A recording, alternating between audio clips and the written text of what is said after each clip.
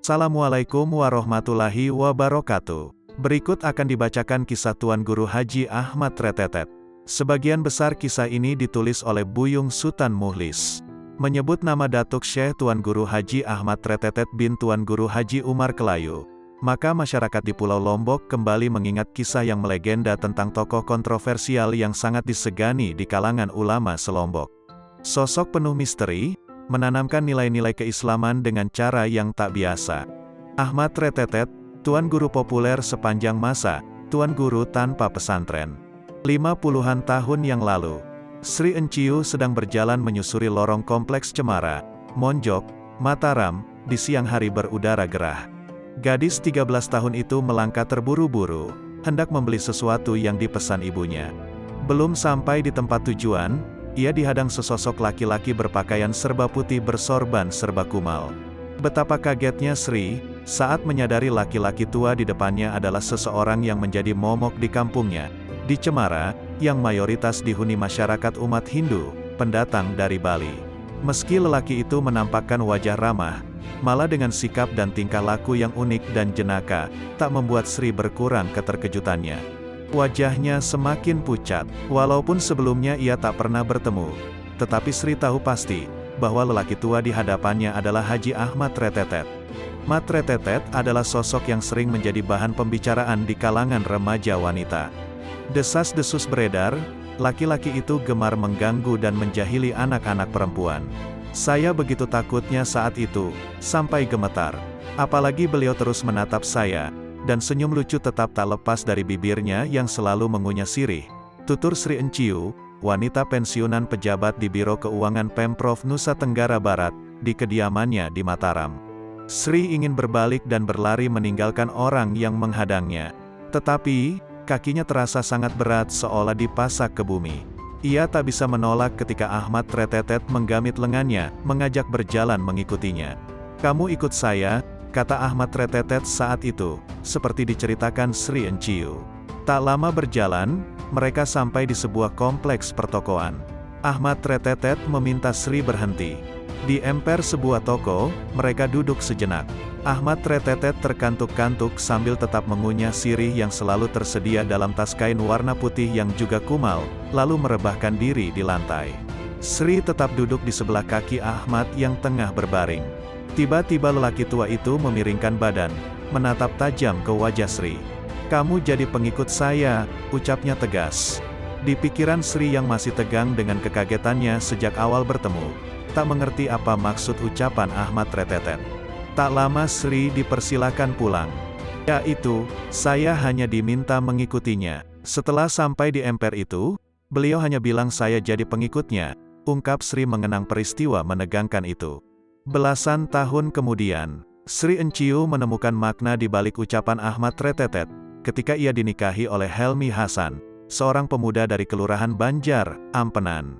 Sri Enciu masuk Islam. Saat mengucapkan 2 kalimat syahadat, di benak mualaf ini terbayang wajah jenaka dan bersahabat.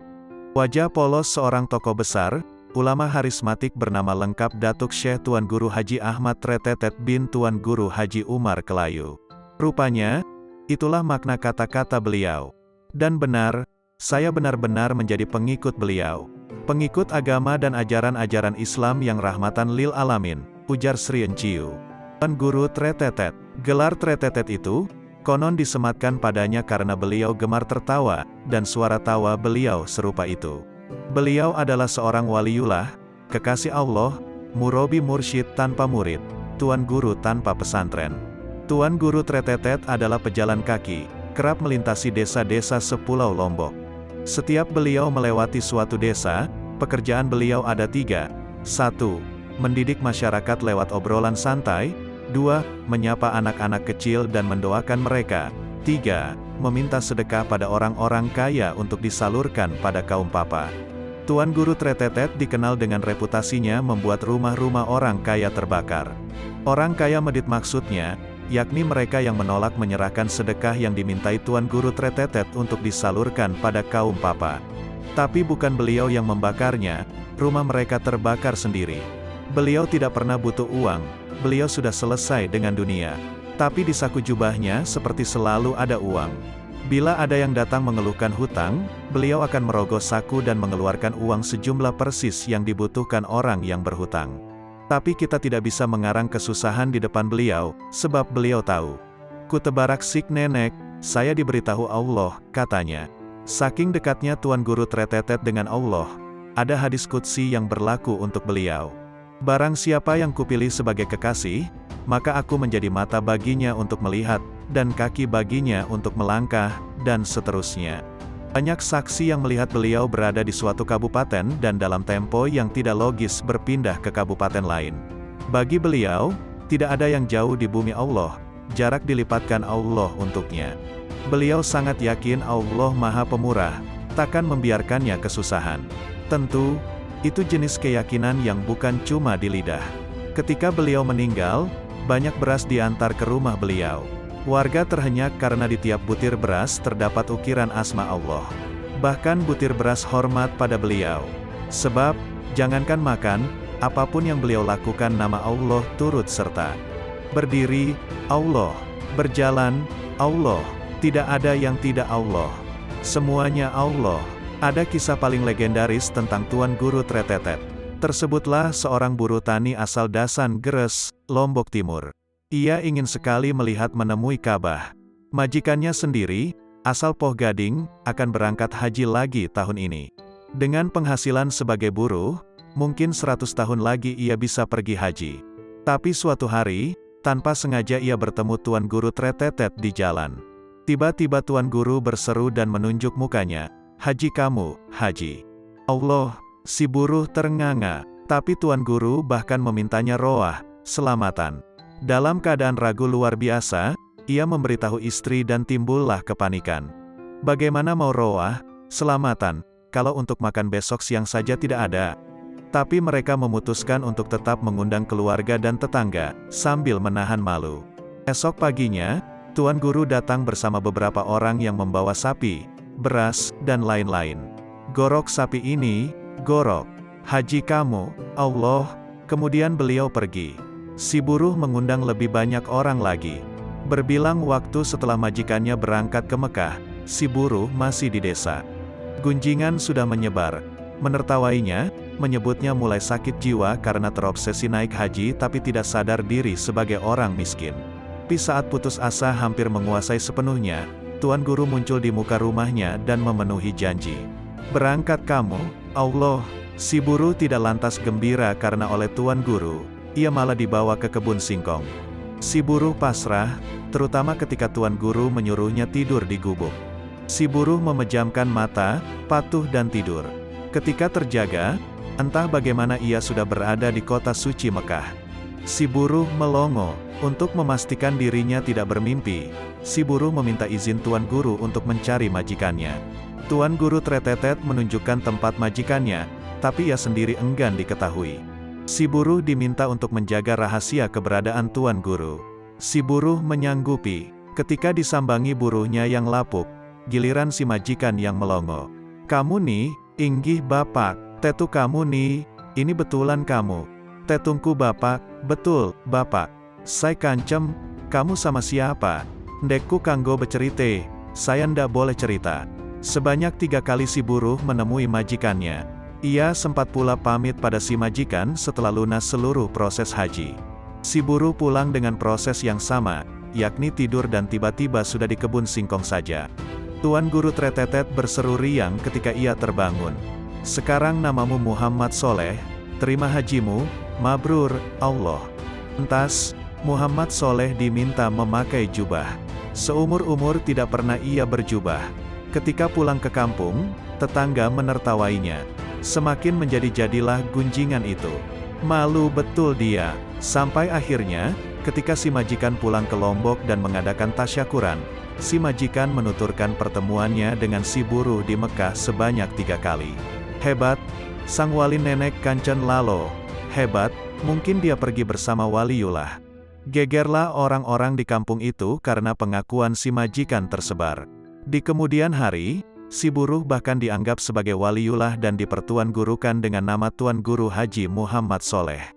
Sekali waktu Datuk Syekh Tuan Guru Haji Ahmad Tretetet menjenguk Saleh Amin, cucunya sematawayang, di Karangpanas, Ampenan.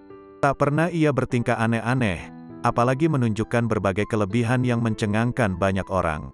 Datuk kalau ke rumah bersikap biasa-biasa saja, memberi nasihat-nasihat, seperti orang tua pada umumnya, kepada anak-anak atau cucunya.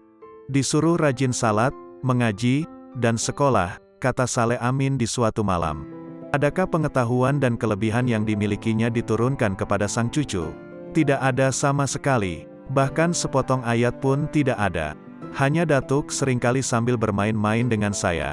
Datuk mengatakan, Saleh miskin. Miskin hidupmu miskin, tapi kamu tidak pernah susah, begitulah kata beliau. Dan apa kata Datuk itu benar. Sampai sekarang saya miskin, ungkap pemilik janggut dan brewok lebat dan panjang ini. Abah Saleh, demikian ia dipanggil, menuturkan, rumah yang ditempatinya sekeluarga adalah hadiah dari kenalan dan sahabat-sahabatnya. Hidup seadanya, namun ia tak pernah mengeluh. Saya dibuatkan rumah, saya diberikan pekerjaan, bisa bertahan sampai sekarang. Hidup saya begini-begini saja dari dulu, ucapnya. Abah Saleh justru mendapat cerita tentang kekeramatan sang kakek dari orang-orang yang datang mengunjunginya. Dari mereka saya mendengar kisah-kisah hebat tentang Datuk, katanya. Suatu ketika seseorang datang kepadanya. Sebut saja namanya Amak Ucin. Ia warga Monjok, Mataram. Pada Abah Saleh, dia bercerita tentang perubahan nasib secara drastis yang dialaminya sejak bertemu Tuan Guru Ahmad Tretetet di tahun 80-an. Amak Ucin seorang kusir dokar. Ia sering mangkal di perempatan Jalan Bung Hatta. Ia biasanya pulang sebelum asar. Tapi hari itu ia ketiban nasib paling apes selama bertahun-tahun menjadi kusir. Sejak pagi ia belum mendapat satu penumpang pun. Amak Ucin tak berani pulang sebelum mendapatkan uang. Ia tahu betul perangai istrinya yang tak pernah berhenti mengomel jika uang yang ia bawa kurang dari biasanya, apalagi tidak ada sama sekali. Waktu maghrib tiba, Amak Ucin sembahyang di sebuah surau kecil di pinggir jalan. Keluar dari surau ia melihat laki-laki tua bersorban dan berpakaian serba putih sudah duduk di bangku belakang tempat duduk kusir.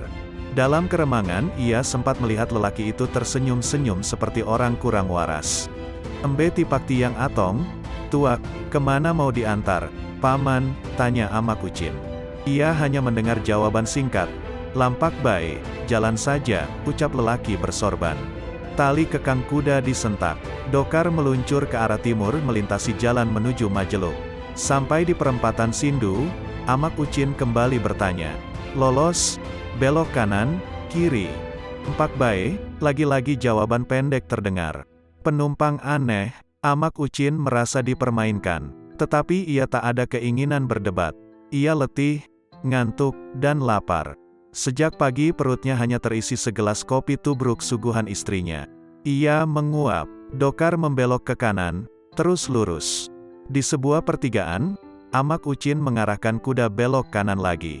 Di depan pasar beras, ia melihat puluhan wanita berdandan menor mondar-mandir menyeberangi jalan yang tak seberapa lebar. Dokar kini berada di belakang kantor gubernur. Amak Ucin memutuskan kembali lagi ke pangkalan melalui jalan Banteng. Malam semakin larut, sekitar jam 11. 4 jam sudah Dokar mengitari kota dengan tujuan tak jelas. Amak Ucin merasa kasihan pada kudanya. Ia harus pulang, apapun yang terjadi. Sejak tadi ia mendengar penumpang di belakangnya mendengkur. Hidung tajam Amak Ucin mencium aroma yang menyengat. "Ini bukan bau kentut, tapi kotoran manusia," bisik Amak Ucin sambil menutup hidung. "Astaga, penumpang yang sedang tidur itu berak." Amak Ucin menghentikan kendaraan, tetapi ketika ia menoleh ke belakang, penumpang itu sudah tak ada. Yang tertinggal hanya kotorannya yang menumpuk di lantai Dokar. Wajah Amak Ucin pucat pasi. Kapan lelaki itu turun? Tapi tak jauh dari tempatnya berhenti ia mendengar seruan aneh. Tretetet, tretetet, di sebuah anak sungai Amak Ucin membersihkan Dokarnya. Ia di puncak kelelahan. Ia mengeluh, Betapa buruk nasib yang dialaminya sejak pagi hingga menjelang tengah malam ini. Sampai di rumah, ia tak sempat lagi melepas kuda dari benda yang dihelanya. Ia buru-buru masuk rumah, membaringkan tubuh penatnya di balai-balai. Istrinya belum tidur, seperti sengaja menunggunya. Tumben pulang larut malam, Amak Ucin tak menjawab. Ia tak sanggup berkata-kata. Jika ia menjawab dengan berbagai alasan apapun percuma saja. Si cerewet itu tak pernah mau mengerti. Semenit, 3 menit, 7 menit, belum ada terdengar omelan yang dipastikan akan menyerangnya bertubi-tubi. Amak Ucin merasakan kakinya digoyang-goyang. Bangun dulu, sebentar tidur. Saya lelah sekali. Saya tahu, nanti saya pijitin. Amak Ucin seperti dibuai lagu termerdu. Apakah ia tak salah dengar? Harusnya ia dihujani kata-kata menusuk yang biasa ia dengar. Tetapi ia mendengar nada lembut sapaan istrinya untuk pertama kalinya sejak ia berumah tangga. Banyak penumpang hari ini ya? Pantas tumben pulang larut malam. Ada penumpang. Cuma, tapi kenapa banyak sekali ongkosnya? Memangnya ada berapa banyak penumpangnya? Penumpangnya cuma, uang yang kau bawa pulang hari ini banyak. Sangat banyak, potong istrinya. Uang apa? Amak Ucin kebingungan. Istrinya membungkuk, mengambil sebuah kotak yang terbuat dari kayu jati seukuran ceraken, tempat bumbu, di dapur. Kotak selalu dibawa Amak Ucin setiap pergi mencari muatan. Tempatnya menaruh uang ongkos penumpang. Kotak itu dibawa masuk istrinya ketika ia merebahkan diri di bilik. Mata Amak Ucin terbelalak. Ia melihat kotak kayu itu penuh berisi uang kertas dan logam. Beberapa puluh lembar adalah uang kertas 10 ribuan. Nominal tertinggi di masa itu. Belum terhitung pecahan 5 ribuan, 1000-an, dan 500-an. Kantuk dan letih Amak Ucin seketika lenyap. Sayup-sayup ia mendengar sesuatu di kejauhan, memecah keheningan malam. Tretetet, tretetet, tretetet, suara itu semakin menjauh, lalu menghilang ditelan gemerisik daun mangga di pekarangan depan. Tas itu masih tersimpan. Selembar kertas buku tulis anak sekolahan yang digunakan tahun 1970-an. Terlipat kecil-kecil, ketika dibuka nampak 32 kotak bekas lipatan. Karena tak pernah dibuka, di salah satu sudut terkikis dimakan usia. Nurmayati 49 tahun membukanya dengan hati-hati. Ketika seluruh lipatan berhasil dibuka, di beberapa bagian sobek dan berlubang. Di hampir seluruh permukaan kertas nampak coretan tinta berwarna biru. Guratan yang mirip bekas menguji kelancaran tinta ketika pulpen baru dibeli. Seperti benang kusut, ini coretan Tuan Guru Tretetet. Entah maknanya apa. Waktu ibu saya masih hidup, pesan beliau, jangan disimpan sembarangan dan tidak boleh hilang. Tetapi beliau tidak jelaskan kenapa harus disimpan sedemikian rupa, ungkap Nurmayati.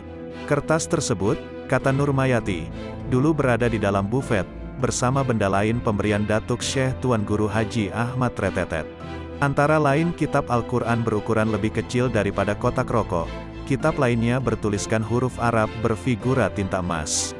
Meski ukurannya mini, huruf di kitab suci itu masih bisa jelas terbaca tanpa perlu berkacamata plus bagi mereka yang rabun jauh stadium menengah. Benda lainnya cukup membuat surprise.